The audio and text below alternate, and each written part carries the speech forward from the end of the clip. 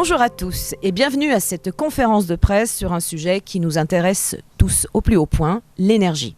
Mais aussi l'accès à l'énergie, les tarifs de l'énergie qui, comme vous l'aurez remarqué, ont explosé depuis plus d'un an sous la double contrainte de l'inflation et de la guerre russo-ukrainienne.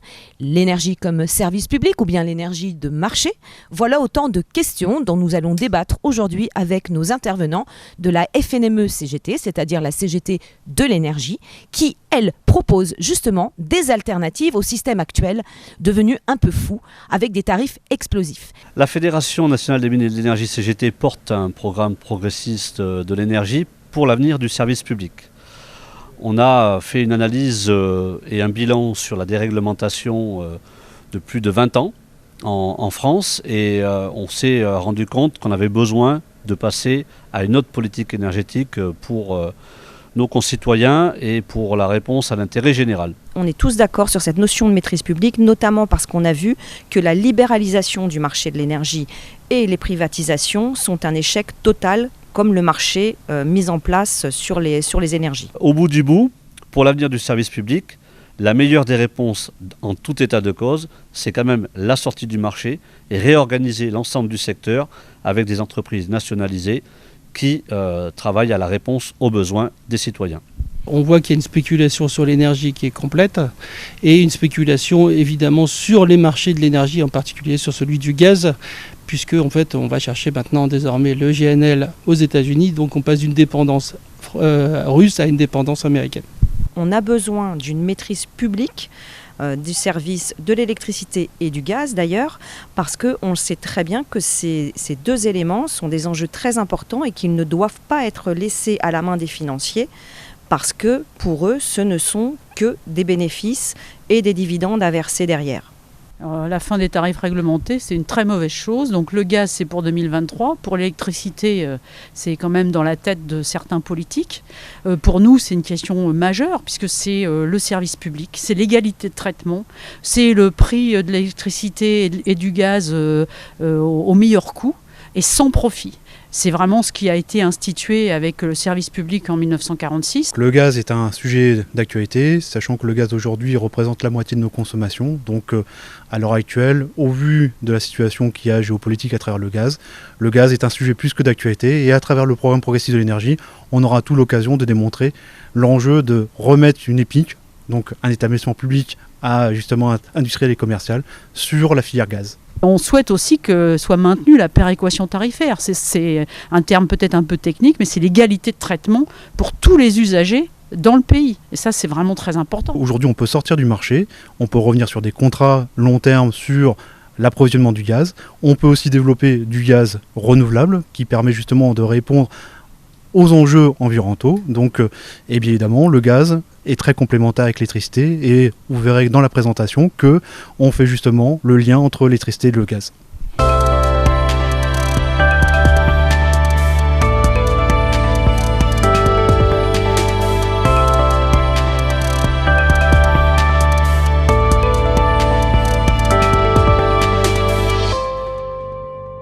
Bonjour mesdames et messieurs les journalistes, bonjour à tous et bienvenue à cette conférence de presse qui va commencer sans tarder.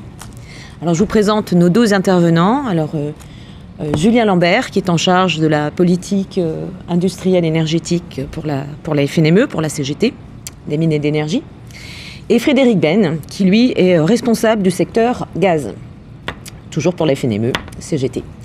Alors, nous allons voir ensemble aujourd'hui votre nouveau programme progressiste pour l'énergie. Il y a déjà un préalable, n'est-ce pas Julien Lambert, pour la filière électricité. Et aujourd'hui, vous proposez une déclinaison de ce premier projet pour la filière gaz. Est-ce que vous pouvez nous présenter dans les grandes lignes cette nouvelle déclinaison, ce nouveau volet de votre programme progressiste pour l'énergie ? Une présentation en grande ligne, parce que déjà je laisserai Fred intervenir sur plus le contenu. Et comme ça a été rappelé, on a bien évidemment sorti des premiers documents qui étaient les préconisations du service public de l'énergie.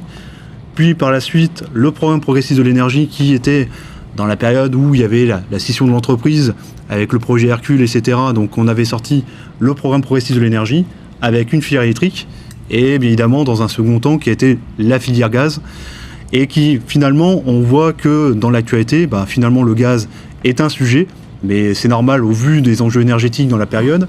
Et on voit aussi la complémentarité qu'on peut avoir entre l'électricité et le gaz. Donc finalement, le programme progressiste de l'énergie qu'on sort ce jour, qui est vraiment une présentation dans la presse avant de pouvoir l'envoyer à l'ensemble des élus, donc sénateurs et parlementaires, permet justement de pouvoir expliquer un peu le contenu du programme, sachant que derrière la question du prix de l'énergie est un sujet, comme la question du service public de l'énergie est un sujet, comme la maîtrise publique est aussi un sujet à part entière dans le document. Donc bien évidemment, c'est un sujet qui va être j'espère repris dans la presse, parce que finalement, ce qui se passe en Norvège ou ce qui se passe aujourd'hui entre l'Ukraine et la Russie a des effets et des répercussions directes déjà pour l'usager par rapport à la facture, un impact aussi pour les collectivités, parce que je rappellerai qu'ils sont beaucoup sortis du tarif réglementé de vente par rapport à ça, et aussi les industriels, parce qu'on demande aux industriels aujourd'hui, on leur annonce plutôt qu'ils risquent d'avoir des pénuries d'approvisionnement. Et donc, on ne peut pas aborder les enjeux énergétiques sans aborder la question de l'industrie, parce que finalement, tous les sujets sont très liés, et notre programme progressiste de l'énergie permet au moins de répondre à beaucoup de ces questions-là, qui permet de revenir sur une maîtrise publique et une souveraineté sur les questions énergétiques. Donc là-dessus, je laisserai peut-être Fred intervenir, parce qu'il permettra d'apporter des éléments complémentaires sur ces points-là. Mais déjà, je pense qu'un élément qui peut être certain, c'est que notre consommation de gaz, finalement, elle est équivalente à notre consommation électrique, et qu'aujourd'hui, finalement, ça renvoie tout le débat sur les énergies primaires. Et bien évidemment, quand on voit l'intervention qui a été faite par les 3 géants énergéticiens il y a 15 jours, on ne peut que déplorer leur attitude, sachant qu'ils ont créé les conditions aussi pour faire en sorte d'être en difficulté sur ces questions énergétiques, avec, et peut-être couplé, au non-choix ou au dôme politique qui a été mené. Et je pense qu'à travers, dans la période où on pourrait faire un amalgame ou peut-être un jeu de mots à travers la programmation pluriannuelle de l'énergie, ça renvoie des vraies questions de fond, et que nous, on va pousser pour que justement on remette la question du service public de l'énergie en avant, la question des EPIC aussi en avant sur la filière électrique et gazière, pour justement répondre à la nation, répondre aux usagers, répondre aux industriels et répondre aussi aux collectivités. Voilà, donc je vais m'arrêter là, parce que le but c'est d'avoir aussi des questions-réponses par rapport à ça, et je laisserai Fred peut-être aussi nous donner le détail, de ce projet, de ce programme, progressiste pour l'énergie pour la filière gaz. Quels en sont les contenus, Frédéric Ben, et que nous faut-il pour le mettre en œuvre? Que nous manque-t-il, ou est-il possible de le mettre en œuvre? Voilà. Pour le mettre en œuvre, il faudra déjà qu'on ait une volonté de stabiliser les infrastructures avec une gestion industrielle plutôt que financière. Donc certes, aujourd'hui le gaz est sous les projecteurs, mais il y a encore quelques années de cela, les choix financiers et non industriels nous ont conduit en tout cas Engie à fermer des stockages qui nous manquent aujourd'hui vu la conjoncture on va dire mondiale. Donc je ne vais pas rentrer dans le jeu des débats russo, États-Unis, etc. Mais il y a quand même de gros enjeux financiers, et c'est pour ça qu'on en arrive là aujourd'hui. Juste un petit complément par rapport à ton intervention, Julien, c'est qu'effectivement on est à peu près à 500 TW de consommation élec et gaz. Il ne faut pas oublier qu'il y a 10%, enfin 10,6%, vous le verrez dans notre PPE gaz, de la production élec qui est faite à partir du gaz. Donc c'est quand même quelque chose d'essentiel à comprendre. Et nous, on le met en opposition avec le PPE, enfin la PPE et SNBC du gouvernement, celui qui est en cours actuel, où il prône la fin du gaz fossile à l'horizon 2050, avec des arrêts bien définis à différents moments. Et ces arrêts-là, ils sont juste impossibles à mettre en œuvre, surtout avec le développement obligatoire du véhicule électrique, la fin du thermique à 2035, et qui du coup, le fin du thermique à 2035, ça veut aussi dire la fin des véhicules au gaz. Donc ça, c'est des inepties en fait que l'on reprend dans ce programme. On développe énormément de choses. On vient sur l'ensemble des unités de production de biogaz, sur l'hydrogène, Sur la R&D aujourd'hui, vous avez pu voir que dans la RE 2020, dernièrement sortie et validée, on fait la place belle à l'ELEC et on interdit le gaz aujourd'hui dans les nouvelles habitations. La R&D aujourd'hui, elle permet d'avoir des pompes à chaleur qui sont hybrides, donc ELEC et gaz, et qui du coup permettent soit de pallier au non-fonctionnement des PAP en dessous de 5 degrés, ou soit aussi de faire le choix de l'électrique ou du gaz selon les coûts. Voilà. Les coûts qui sont aussi dénoncés à plusieurs reprises, puisqu'on a multiplié par 3 le coût du gaz aujourd'hui, et ça on l'aborde aussi dans un autre élément que je voudrais citer et qui fait partie de notre PPE, c'est gaz et flues à tous les étages que l'on a produit et sur lequel on revient sur la déchéance des infrastructures gaz depuis la fin de Gaz de France et toutes les malversations financières. Donc on laisse à l'horizon 2050, puisqu'on a repris l'horizon de SNBC, on laisse à l'horizon 2050 une vision beaucoup plus décarbonée et où il y a encore toute la place du gaz et des gaz, parce que comme je l'ai dit tout à l'heure, entre les biogaz, le développement qui est exponentiel, qui concerne l'hydrogène, on a un panel d'énergie intéressante. On revient aussi sur les petites unités de liquéfaction qui peuvent permettre du coup à avoir, plutôt que du rebours, une utilisation plus locale des énergies faites à partir du bio, avec tout l'avenir sur la mobilité qu'il peut y avoir. Et donc, il y a plusieurs aujourd'hui camions qui fonctionnent avec du GNL, et donc on peut fonctionner avec du GNL vert, ce qui est d'autant plus intéressant. On fait la part belle, bien sûr, au stockage souterrain et aux terminaux méthaniers. On a vu l'importance aujourd'hui avec cette crise. On n'en avait pas connaissance quand on a écrit ce PPE, mais aujourd'hui c'est essentiel. On a multiplié par 70 les importations de GNL qui arrivent du gaz de schiste que l'on ne voulait pas en France. Sous prétexte d'avoir la perte des 17% d'alimentation du gaz russe pour la France, il y a des enjeux financiers qui sont extrêmement importants. Et nous, ce que l'on prône, en fin de compte, c'est de revenir, à l'horizon 2050, d'avoir une énergie gazière qui est produite et consommée en France, et où on a une indépendance des entrées frontières. Voilà.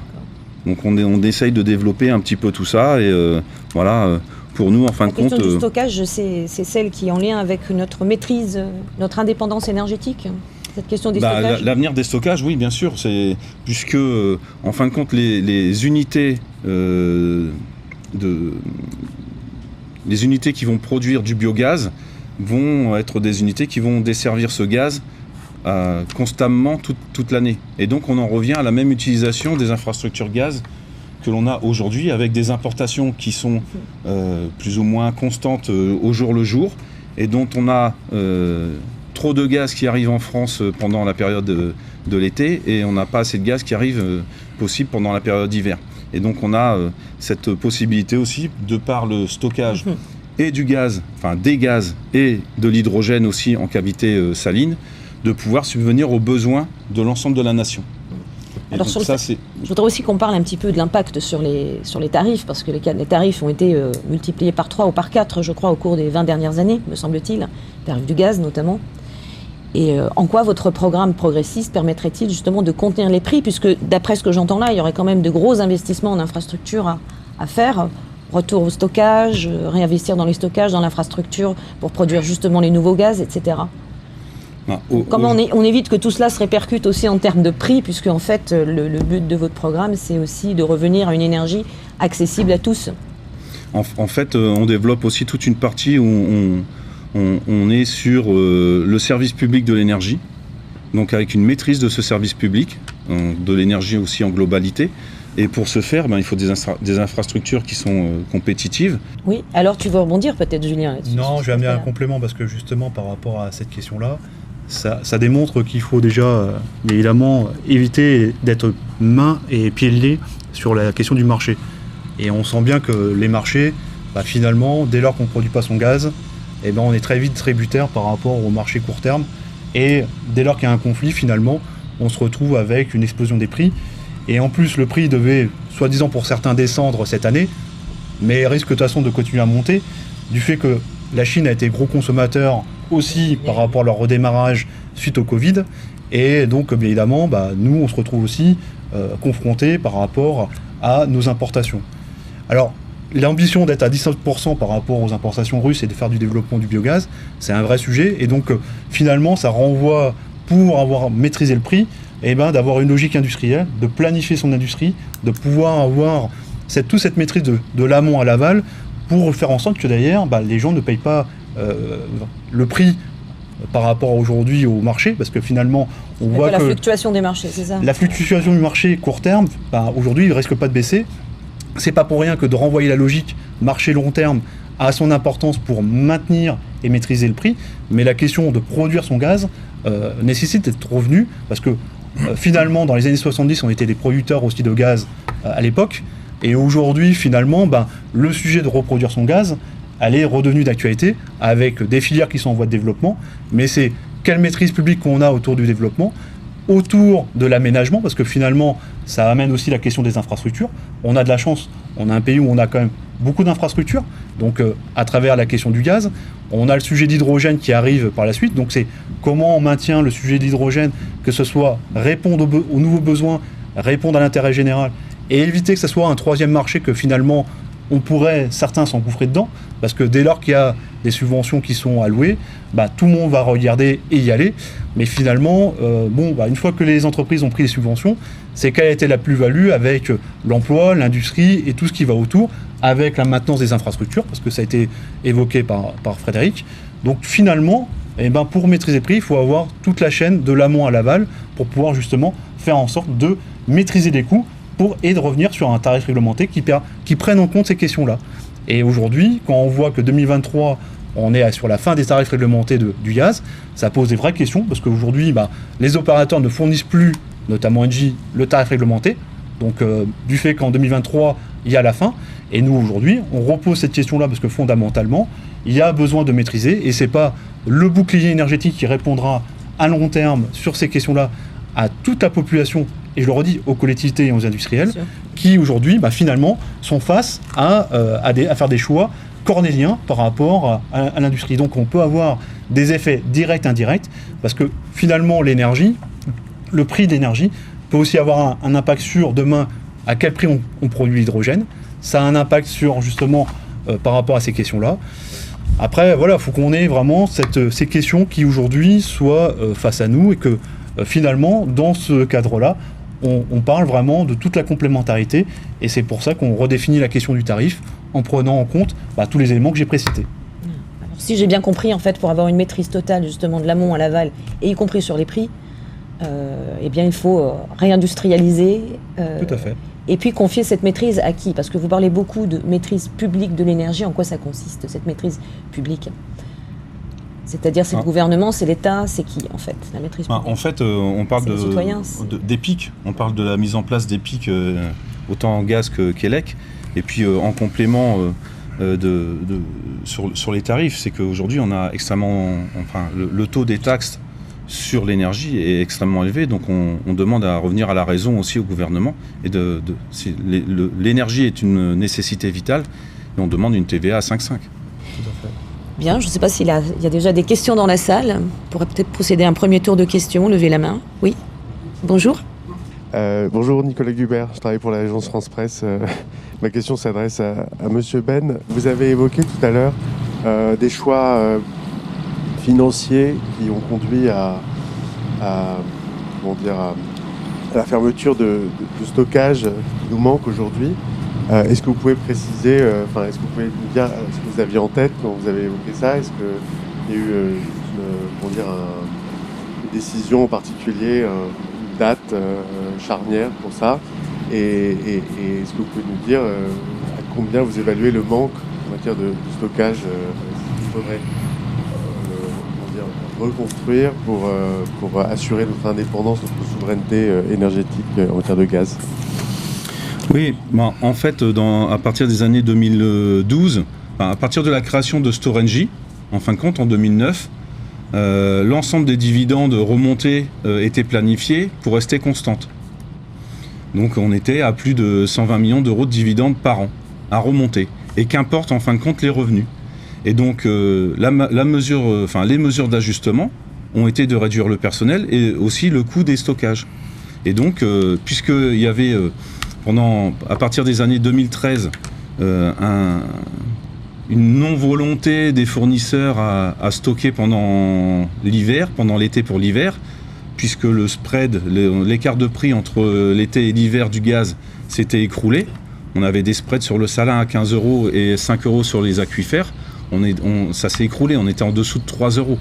Donc les fournisseurs et les traders n'ont plus souhaité faire de marchandisage, donc financier sur le gaz. Et cela a amené Engie, via sa filiale Storengy, à fermer 3 stockages, donc Soin, Saint-Clair-sur-Epte et Trois-Fontaines, pour réduire les coûts et maximiser les remontées de dividendes. Et si vous prenez l'ensemble des dividendes de l'entreprise depuis 2009, elles sont constantes. Donc qu'importe les revenus, en fait, on a toujours les mêmes remontées de dividendes. Donc on a une gestion des coûts qui s'appauvrit, oui, qui est dans le but de remonter de dividendes. Et on n'a pas une gestion des coûts dans l'espoir d'avoir un avenir industriel. Donc on a laissé pendant un laps de temps de 5 ans, en fin de compte, ces stockages un petit peu, je ne vais pas dire à l'abandon, voilà, mais on a arrêté de faire de la prévention sur les équipements, on a fait que du curatif, et puis les gros investissements ont été repoussés, jusqu'au moment, miraculeusement, où en 2018 on se bat tous, autant les syndicats que les directions, pour que les stockages passent au monde régulé. Et là, avec le monde régulé, porte ouverte. Les caisses sont ouvertes, en fait, pour à nouveau avoir un petit peu d'argent pour faire des investissements. Et c'est ce qui se passe actuellement. Sauf que on paye les pots cassés de ces années-là, puisque on a réduit le personnel, on a des pertes de compétences, et on a de plus en plus sous-traité. Et donc aujourd'hui, ça devient compliqué de remettre en état les installations. Mais je parle pour le stockage, mais si vous regardez Gaz et Fluze à tous les étages, vous verrez que sur toute la branche industrielle gazière, c'est la même. Parce que ce qui se passe à Storengy, c'est ce qui est dicté par Engie et ce qui se passe dans l'ensemble de la branche. Pour répondre au second volet de votre question, aujourd'hui, il y a un des stockages qui s'appelle Trois-Fontaines, qui est en train d'être pas remis en service, mais sur lequel on a une exploitation qui a été remise en route pour aller soutirer le gaz qui est à l'intérieur. Donc celui-là, il est plus sous cocon et on va l'utiliser. Il y en a un autre qui est très petit et qui n'a aucune utilité. En plus, il a été, pendant la période où on avait des difficultés financières, il a été démonté pour aller réparer un petit peu ailleurs, il servait de casse. Donc ça, c'est le stockage de soins. Et on a un autre stockage, il faut être un petit peu étonné, c'est qu'on a dépensé en les années antérieures à 2013 300 millions d'euros pour le remettre entièrement à neuf.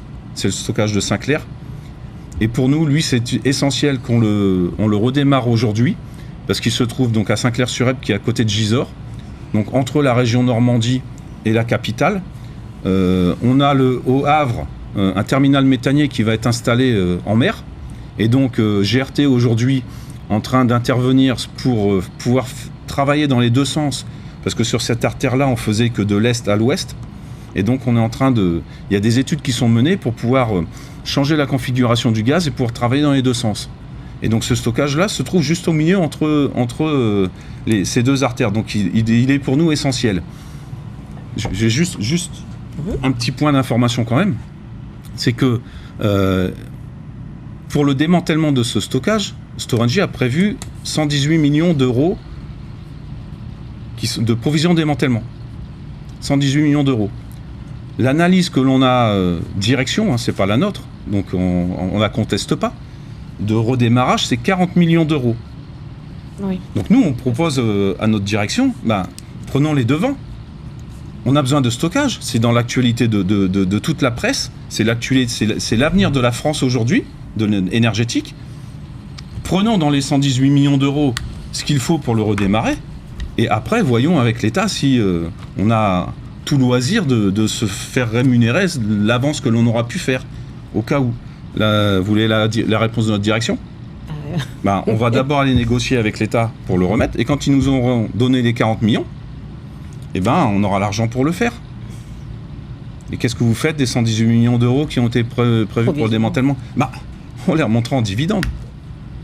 Voilà, c'est ça la réaction aujourd'hui d'Engie. Je dis d'Engie parce que on sait très bien que nos directeurs, ils sont sous la coupe et ils font ce qu'on leur demande de faire, quoi. Voilà, j'espère que ça répond à votre question. Le deuxième stockage, c'est quoi le nom, celui que vous évoquiez juste là ? Qu'on peut redémarrer ? Ouais. Saint-Clair-sur-Epte. Tout à l'heure, vous évoquiez une augmentation de 70%, si j'ai bien noté, des importations de GNL depuis la décision de sortir du gaz russe. Est-ce qu'on sait d'où vient ce GNL ? Est-ce que vous ambitionnez la construction de nouveaux terminaux méthaniers ou est-ce que les infrastructures actuelles sont suffisantes pour gérer cet afflux de GNL ? C'est pas 70% de GNL en plus. C'est 70 fois plus de GNL. Oui, c'est pas tout à fait la même chose. Si on prend sur la période de janvier à janvier et février 2021, on a importé en GNL 0,67 térawatts. Voilà. Si on prend sur cette année, on a apporté 47 térawatts. Donc sur les infrastructures qui sont existantes aujourd'hui. Donc les terminaux, ils tournent plein pot et on importe plein pot du gaz de schiste liquéfié qui vient des États-Unis. Voilà. Donc si on met, après on peut faire un peu de politique, mais si on prend en compte que Gazprom a des parts dans les stockages européens et qu'il a fait en sorte de ne pas les remplir l'hiver dernier, que la guerre russo-ukrainienne arrive aujourd'hui et que les États-Unis, du coup, font venir du GNL de gaz de schiste, je pense que tout ça peut laisser sujet à interprétation. Bruxelles doit statuer aujourd'hui sur la prise en compte ou non du gaz et de l'énergie nucléaire comme des énergies de transition dans la taxonomie verte. Est-ce que ça influe, alors ça influera sur le financement de ces énergies-là, est-ce que c'est un facteur qui est pris en compte, notamment sur les subventions qui pourraient être des subventions publiques, qui pourraient être bloquées du coup si le gaz sortait de la taxonomie ? Pour nous, ça ne change pas grand-chose en fait. Puisque à partir du moment où on n'est pas obligé d'acheter à l'externe le gaz et qu'on le produit nous-mêmes, on devient l'indépendance. Elle a aussi, elle a un coût, mais elle a aussi une réussite, quoi. Si vous voulez, du temps de Gaz de France, dans le devoir de service public, il y avait plusieurs choses qui étaient développées, dont un qui est essentiel, qui aurait été essentiel aujourd'hui, c'est de pouvoir subvenir à un arrêt frontière d'alimentation gaz pendant 3 mois. Et c'est comme ça qu'on dimensionnait les infrastructures gaz. Ça, quand Feu Gaz de France est passé Engie, ça a disparu du devoir de service public. Et donc on en est aujourd'hui à se demander comment faire pour remplir les stockages. Alors, quand on peut aussi parler un petit peu de désinformation. Moi je le dirais comme ça, du groupe Engie, mais pas que. Parce que quand ils demandent aux citoyens français et aux industriels de prévoir, de devoir se serrer la ceinture pour l'hiver prochain, et qu'ils se vantent d'être aujourd'hui à 60% de remplissage sur les stockages, on peut faire dire tout ce qu'on veut à des pourcentages. Donc il y a une différence entre un pourcentage d'un volume qui a été commercialisé et le pourcentage du volume utile du stockage. Donc il y a un décret qui est sorti pour le gaz H qui a annoncé 1846 gigawattheures de stockage pour cet hiver. Donc ça, c'est ce qui a été commercialisé sur le gaz H. Bon, après, je ne parle pas du gaz B. Il n'y a qu'un seul client, donc un seul fournisseur, c'est Engie. Et donc c'est ce qui est commercialisé, mais c'est pas le volume utile des stockages. Donc il y a, quand Madame Borne intervient en disant on veut 100% de remplissage des stockages, c'est quoi? C'est 100% de ce qui est commercialisé ou c'est 100% du volume utile? Parce que si c'est 100% du volume utile, on en est loin. Donc, et aujourd'hui, par exemple, du coup je vais intervenir un petit peu sur le gaz B, qui alimente tout le nord de la France. Il manque 900 millions de mètres cubes pour remplir le stockage. 900 millions de mètres cubes. on a des possibilités de remplir, si tout se passe bien, 9 millions de mètres cubes jour. Donc il faut 100 jours. On est le 6 juillet. Il faut qu'il soit plein pour le 1er novembre. Et à côté de ça, on a un arrêt de tranche. Parce que l'alimentation de la frontière va être coupée pendant 15 jours pour des travaux lourds chez GRT. Et donc c'est le stockage de Gournay-sur-Aronde qui va devoir couper, qui va devoir subvenir aux besoins de la région. Donc on peut dire que ça commence à se tendre sur le fait de pouvoir le remplir, de remplir simplement ce qui a été commercialisé, je précise, pas le volume utile. Les 900 millions que vous évoquez, c'est ce qui est nécessaire pour la consommation de gaz dans le nord de la France ? Je ne sais pas si c'est ce qui est nécessaire, c'est ce qui a été commercialisé. Donc à la responsabilité d'Engie de stocker ce qui est normalement nécessaire. Commercialisé sur quelle période ? Pour l'hiver prochain. D'accord. Voilà. Aussi bien pour les entreprises que pour les particuliers. Tout à fait. Pour l'ensemble des utilisateurs du gaz B. Bon, après, d'ailleurs, c'est normal que les questions se posent à travers aussi des éléments techniques qui permettent d'amener des éléments de réponse. Et ce qui permet de faire le lien, ce que j'évoquais tout à l'heure, quand on disait les 900 millions de mètres cubes, finalement. Et quand je disais tout à l'heure qu'on est en train de voir les industriels pour dire, finalement, vous n'aurez peut-être pas de ressources, ça fait partie des éléments concrets par rapport au chiffrage qui, aujourd'hui, exposent des collectivités ou des industriels à être peut-être demain en pénurie de matières premières ou pénurie de ressources primaires pour pouvoir justement produire et faire leur activité industrielle à la clé. Après, évidemment, ça renvoie à tout ce qui a été dit par Fred sur les logiques financières des entreprises. Donc finalement, nous, on est pour revenir sur une EPIC, bien évidemment, revenir sur une gestion qui soit aujourd'hui démocratique à travers ces établissements qui seraient sur la filière gaz électrique et non plus à travers soit les infrastructures de rémunérer les dividendes des actionnaires ou à travers des budgets qui ont été alloués dans le démantèlement, de pouvoir en gros être un peu au chantage à l'État en disant si vous voulez qu'on redémarre, mettez de votre poche encore pour pouvoir financer les infrastructures, sachant qu'ils ont l'argent à travers la question des infrastructures. Donc je dis ça parce que c'est ce qu'a amené Fred, ça permet d'appuyer les éléments que nous on porte dans le cadre du programme et qui fait qu'aujourd'hui, finalement, depuis le changement des statuts juridiques des deux entreprises, qui a été EDF et GDF, finalement, ce qui a été toujours la prime abord des entreprises, c'était la logique de rentabilité financière. Alors bien évidemment avec des fermetures de centres techniques, bien évidemment à travers des choix sur les stockages, ce qui a été développé par Fred, et finalement ce que nous on dit aujourd'hui, faut remettre, comme on est dans un contexte où les trois énergéticiens sont prêts à se mettre à la contribution à l'intérêt général du pays,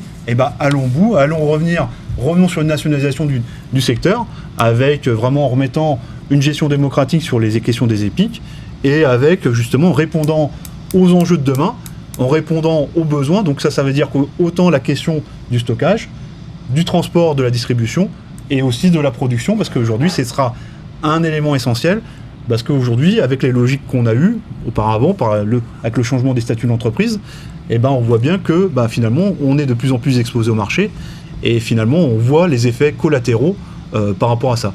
Et tous ceux qui disaient, finalement, l'ouverture au marché, ce sera qu'au bénéfice de tout le monde et des usagers, je pense que la période démontre tout le contraire par rapport à ça. Et finalement, on sent que la question des missions de service public qui sont aujourd'hui allouées aux transporteurs, qu'ils soient ELEC et gaz, finalement, ils sont quand même mis à mal par rapport aujourd'hui, que ce soit aux productions gaz ou production d'énergie et tripilotable. Et c'est pas pour rien que finalement, je dirais que le programme progressiste de l'énergie sur le gaz tombe au meilleur moment par rapport à tout le contexte qui est, sachant qu'on a été dans une période évidemment qui aujourd'hui est marquée à travers des intérêts géopolitiques et à travers les guerres, et aussi à travers ce qu'on est en train de développer, nous, depuis nos logiques et politiques menées depuis les années 96, avec l'ouverture du marché de l'énergie, qu'il soit sur la partie électrique et gazière. Donc, je dirais que ça a été un débat qui a été mené à travers les présidentielles et à travers maintenant législatives, Je pense qu'aujourd'hui, les élus ont toute leur place à prendre sur la maîtrise de ces questions-là, parce qu'aujourd'hui, on ne peut pas laisser non plus dans l'appétit d'intérêt privé sur l'organisation et le fait de produire des énergies renouvelables, parce que notamment le renouvelable du gaz, mais aussi le renouvelable électrique, parce qu'on voit bien les dérives qui a eu lieu à travers ce développement-là, et à travers les filières qui sont en essor de demain, comme la méthanisation, le traitement des boues d'épuration, que ce soit la méthanisation des déchets alimentaires, et tout ce qui fait qu'on va essayer d'arriver à 17%, tel qu'est aujourd'hui l'objectif affiché par le gouvernement pour produire notre gaz, eh ben je pense qu'il y aura aussi à chercher de nouvelles solutions, comme il y a eu à travers dans le Nord, parce qu'il y avait un projet dans le Nord sur l'utilisation du gaz douille avec du captage et séquestration de CO2 qui permet justement de répondre aux enjeux environnementaux et aussi pour gagner en termes d'indépendance énergétique dans la période. D'accord. Merci. Y a-t-il d'autres questions dans la salle ? Alors moi je voudrais savoir, moi j'ai une question. On peut avoir le meilleur des programmes du monde et je ne doute pas que celui-ci soit aussi excellent que le précédent, mais comment on le met en œuvre ? Et ça suppose justement quel soutien ? Est-ce qu'on peut faire ça uniquement à l'échelle de la France, sachant que nous sommes désormais embrigadés dans ce qu'on appelle le marché de l'Europe de l'énergie, où justement tout a été libéralisé, et que le but de ce marché c'est de ne pas revenir aux configurations de maîtrise publique de l'énergie et de service public de l'énergie, que ce soit le gaz ou l'électricité. Alors comment on fait ? Est-ce que vous développez ça uniquement pour la France ? Est-ce que par exemple vous avez des soutiens dans d'autres pays parmi les syndicats européens ou internationaux ? Alors, tout à fait. Alors, on a une personne qui est spécialiste de l'Europe qui pourrait même en parler par rapport à ces questions-là, mais aujourd'hui, on l'a évoqué tout à l'heure, déjà l'Espagne et le Portugal ont fait des choix politiques sur leur secteur énergétique par rapport à l'Europe. Mais de retour à quoi ? De retour à la maîtrise publique ou de sortie du marché de l'Europe de l'énergie ? De sortir de 6 mois, en gros ils ont stabilisé les questions des prix pendant 6 mois sur la question énergétique, sauf que finalement aujourd'hui le marché européen d'énergie ne fonctionne pas par rapport à ça, et qu'il y a un... Pardon, il fonctionne très bien pour les financiers, les actionnaires qui spéculent. Sauf qu'aujourd'hui... Pour eux, ça fonctionne très bien, ça se chiffre en milliards. Oui, sauf que ça marche pour certains, et beaucoup en payent l'addition. L'addition, que ce soit dans bon nombre de pays européens, que ce soit la Grèce, l'Italie, l'Espagne. C'est aussi pour ça qu'ils ont pris des mesures d'urgence par rapport à l'impact des factures. Et c'est pas pour rien qu'à travers ces questions-là, on a le groupe d'Annecy, etc. On est en train de travailler avec les syndicats européens, avec Industrial, où on est affilié pour pouvoir justement travailler ces questions-là, parce qu'aujourd'hui, finalement, la transition juste, telle qu'elle a été posée, elle a des répercussions sur les activités des salariés, parce que finalement, c'est la transformation et d'aller vers les énergies renouvelables, et ça a des conséquences sur leur activité.